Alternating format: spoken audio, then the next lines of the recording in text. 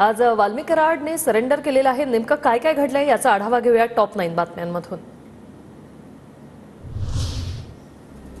थोड्याच वेळात वाल्मिक कराडला घेऊन सीआयडीचं पथक कोर्टात दाखल होणार। केज कोर्टाच्या बाहेर कराडचे समर्थक आणि विरोधकांची गर्दी। पोलिसांनी सौम्य लाठीचार्ज करत ही गर्दी पांगवली। माझ्या विरोधात खंडणीची खोटी तक्रार। संतोष देशमुखांच्या मारेकऱ्यांना लवकर शिक्षा द्यावी। राजकीय हेतूने माझं नाव या प्रकरणात सोबत जोडलं जात आहे। मी जर दोषी सिद्ध झालो तर न्यायालयात जी शिक्षा देईल ती मला मान्य असेल। वाल्मिक कराडचा अटकेपूर्वी रेकॉर्ड व्हिडिओमध्ये उल्लेख। भैया देशमुखांचे जे कोणी मारेकरी असतील त्यांना अटक करावी व त्यांना फाशीची शिक्षा द्यावी। राजकीय दोषापोटी माझं नाव त्याच्याशी जोडलं जात आहे। पोलीस तपासात जे निष्कर्ष दिल्यानंतर मी दोषी दिसलो तर न्यायदेवतांनी मला जे शिक्षा देईल ती मी भोगायला तयार आहे। संतोष देशमुखांच्या हत्येतील प्रत्येक दोषींवर कारवाई करणार, कुणालाही आम्ही सोडणार नाही। मुख्यमंत्री फडणवीसांचं आश्वासन। या प्रकरणामध्ये कोणालाही आम्ही सोडणार नाही।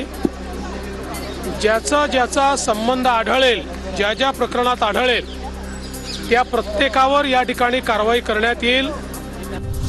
फडणवीसांच्या तत्परतेनेच वाल्मिक कराड पोलिसांना शरण। मारहाणीचा व्हिडिओ कॉल पाहणारा कराडही हत्येच्या गुन्ह्यात येईल। आमदार सुरेश धस यांची प्रतिक्रिया।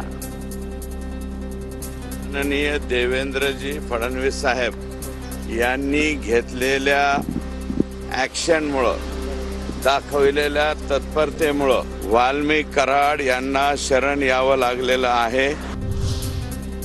वाल्मिक कराडला अटक करायला इतके दिवस लावले, आता बाकीचे आरोपी जे आहेत ते कधी अटकेत येणार? वडिलांच्या हत्येत सहभागी असणाऱ्या प्रत्येकाला अटक करून कारवाई करा, संतोष देशमुखांच्या मुलीची मागणी। जे काही यामध्ये आरोपी असतील, समजा आज ते शरण जातात किंवा ते सुद्धा म्हणले की मी आरोपी असेल तर माझ्यावर तुम्ही कारवाई करा। आमचं सगळ्यांचं एकच मत आहे की या माझ्या वडिलांच्या हत्येमध्ये जे कोणी असेल त्यांना कठोरात कठोर शिक्षाही झालीच पाहिजे। वाल्मिक कराडला धनंजय मुंडेंकडून शरण जाण्यासाठी निरोप आला का? संभाजीराजे छत्रपतींचा सवाल। तर वाल्मिकवर मोक्का लावण्याची ही मागणी। 7 आरोपी जे आहेत ज्यांच्यावर मोक्का तर लागणारच, पण हा त्यांचा मोरक्या आहे आणि मोरक्या असल्यामुळे नुसतं खंडणीच्या गुन्ह्यावर तो अटक होऊन चालणार नाही, तर त्याच्यावर मोका सुद्धा लावणं तितकंच महत्वाचं आहे। वाल्मिक कराड शरण येणं हे पोलिसांचं मोठं अपयश। आता संतोष देशमुख हत्या प्रकरणात सुद्धा वाल्मिक कराडची चौकशी करा, राष्ट्रवादीचे आमदार प्रकाश सोळंकेंची मागणी। सरकारने आरोपींना पाठीशी घालू नये। आरोपीला साथ देणारे मंत्री सरकार सोबत चहापाणी करतात। आरोपींना पाठबळ देणारे मंत्री आमदारही जेलमध्ये गेले पाहिजे। मदत करणाऱ्यांना आरोपी करा, मनोज जरांगेंची मागणी। कोणी पाठबळ देणारे मंत्री असतील, कोणी आमदार खासदार असतील, कोण सरकारमधले असतील, ते सुद्धा सहआरोपी 302 मध्ये झालेच पाहिजे। काल मुंडे आणि फडणवीस यांची चर्चा झाली आणि कराड आज शरण आला, याचा अर्थ काय? भास्कर जाधवांकडून संशय व्यक्त।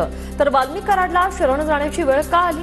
त्याला आधीच अटक करायला हवी होती, अनिल देशमुखांची प्रतिक्रिया। काल राज्याचे मुख्यमंत्री देवेंद्रजी फडणवीस आणि मंत्री धनंजय मुंडे हे सह्याद्री अतिथीगृहावर दीर्घकाळ चर्चा करत होते आणि आज वाल्मिक कराड त्या ठिकाणी शरण यावा, सरेंडर व्हावा, हे सगळं घडवलेलं नाट्य आहे का?